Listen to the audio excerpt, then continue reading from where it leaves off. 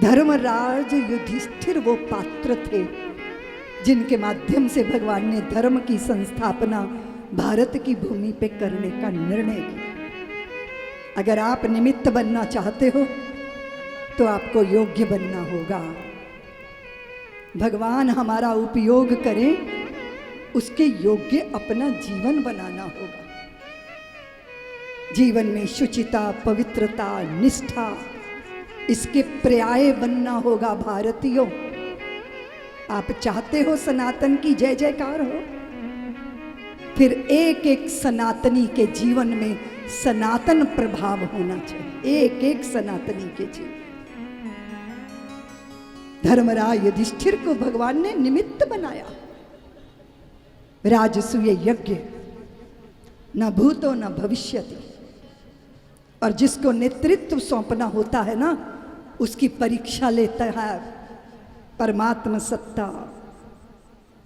अगर आप पद पे बैठ गए हो तो ये देखा जाता है कि पद के योग्य हो या नहीं। वो कथा तो मैं सुना ही नहीं पाई कि जब इंद्र को इंद्र पद पे बैठाया गया तो हाथी पे चढ़ के जा रहे थे, वो बड़े बड़े प्रभूत दान दक्षिणा उपहार में मिल रहे थे।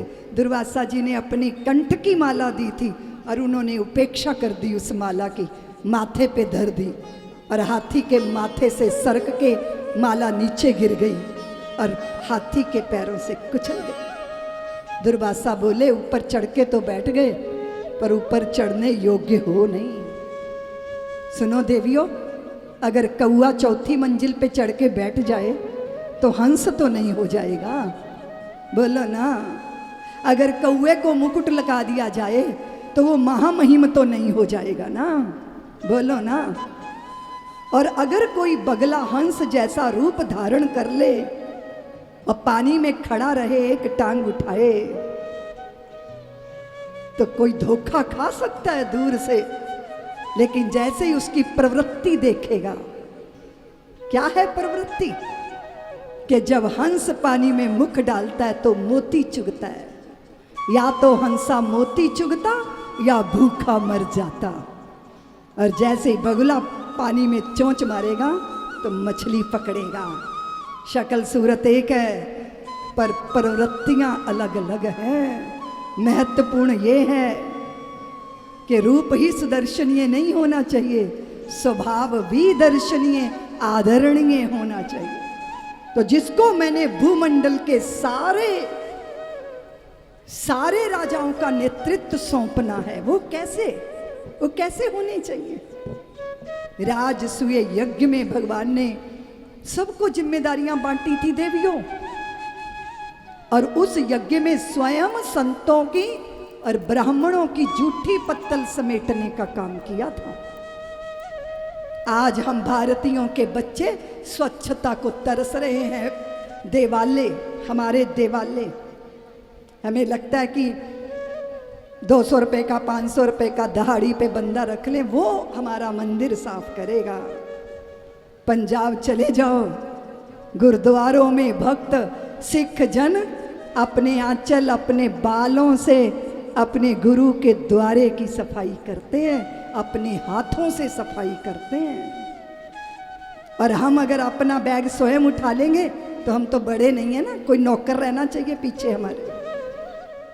पानी उठा के गिलास भर के पीने में भी हमें लगता है कि हमारा बड़प्पन धूमिल हो जाएगा। ये बड़प्पन नहीं है, ये दम्भ है। ये ऐसा ड्रामा है जिसमें हमारा स्वयं भी दम घुटता है। बड़प्पन बड़े होने में नहीं है, बड़े होकर छोटे कार्य करने के लिए भी आगे बढ़ के अपने को प्रस्तुत कर देना, ये बड़प्पन है। ऐसा सौहार्द समाज में होना चाहिए कि नहीं? ऐसी भावना चित्त में होनी चाहिए कि नहीं? इधर दरी पे कूड़ा पड़ा है, कचरा पड़ा है, किसी को पुकारोगे या स्वयं उसको साफ करोगे? बोलो ना, बोलते क्यों नहीं हो? जिनकी आराधना करते हैं उनकी लीला तो देख लो, क्या लीला है। कन्हैया थे, नीलमणि थे, कनुआ थे, गोपाल थे, गैयों के पीछे ढोर ढंगर चराने वाले बंसी बजैया थे। वासुदेव श्री कृष्ण हो गए। द्वारकाधीश कहलाए, द्वारका की राजगद्दी पे नहीं बैठे, उस पे तो उग्रसेन ही बैठे। इतनी महिमा जिनकी हो गई, वो यज्ञ में संतों की, ब्राह्मणों की जूठी पत्तल उठाने का कार्य कर रहे हैं। ये विनम्रता, ये क्यों कर रहे हैं? वो हमें बता रहे हैं कि जीवन कैसे जीना है, वो हमें बता रहे हैं। अगर चुनौतियां दें आपको परिस्थितियां, तो चक्र चलाना सीखो, और वैसे सहज प्रेम की बंसी बजाओ, सौहार्द रखो, नेह रखो चित्त में। उस यज्ञ से पहले भगवान ने जरासंध की ई लीला समाप्त करवाई भीमसेन से। उस यज्ञ में भगवान की अग्र पूजा होगी ये निश्चित हुआ। तो शिशुपाल बोला, अरे अरे पांडवों, तुम्हारी बुद्धि पे पत्थर पड़ गए। अरे तुम्हें कुछ धर्म का ख्याल है कि नहीं? तुम ढोर ढंगर चराने वाले को अग्रणी देवता बना के हम सब भू नरेशों का अपमान कर रहे हो। ये कौन है कटु कटु कर्कश वाणी बोलने वाला? कौन है? कौन है ये? रुक्मणी को ब्याने के लिए जो बारात सजा के बैठा था वहां कुंडनपुर में, और नाती धोती रह गई, मुंह ते मक्खी बह गई। हाँ, वो दंश अंदर लगा हुआ है अंदर। बोले इसे इसे इसे ये चोर को, ये मेरी वाक प्रणीता भार्या को उठा के ले गया था, इसको इसको। अब शिशुपाल के डायलॉग मैं नहीं बोलूंगी। तो उसकी माँ को भगवान ने कहा था इसके 100 पाप माफ करूंगा।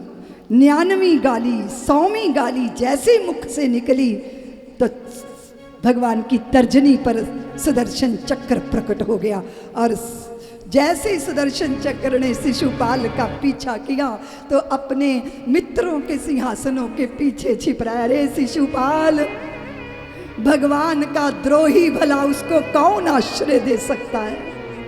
और चक्र चला, शिशुपाल की लीला समाप्त हुई, उसकी प्राण ज्योति भगवान के चरणों में समा गई। उस अफड़ा तफड़ी में भगवान की उंगली पर रक्त बह गया। द्रौपदी ने देखा तो वो चीर या पट्टी लेने नहीं दौड़ी, अपने रेशम की साड़ी को फाड़ के भगवान की उंगली पर बांध दिया। भगवान मुस्कुराए, बोले देवी द्रौपदी, कृष्ण, अवसर हुआ तेरे मान सम्मान के लिए, ये तेरा दिया हुआ चीर तुझे अनंत गुना करके वापिस लौटा दूंगा। वही समर्पण था जो कुरुओं की सभा में भगवान को वस्त्र का अवतार लेकर भगवती द्रौपदी के सम्मान की रक्षा करनी पड़ी। समर्पण चाहे छोटा हो, छोटा, तुम तो तिल अर्पित करती हो ना। तुम्हारे भोले बाबा तो बिल्व पत्र पर रीझ जाते हैं ना। तुम्हारे गणपति को तो हरी दूर्वा सुहाती है ना। तुम तो भगवती के चरणों में एक सुरंग पुष्प अर्पित कर देती हो तो वो प्रसन्न हो जाते हैं। और मेरे नारायण तो तुलसी के एक दिल पर ही रीझ जाते हैं। बात वस्तु वस्त्र की नहीं है, बात तो समर्पण करने वाली भावना की है। वो प्रभु को रिझाती है, वो प्रभु को जो है भक्त के चरणों का अनुगत बना देती है। सब्सक्राइब करें साध्वी ऋतंभरा जी के YouTube चैनल को, और हमारी वीडियोस को सबसे पहले देखने के लिए बेल आइकन को दबाना न भूलें।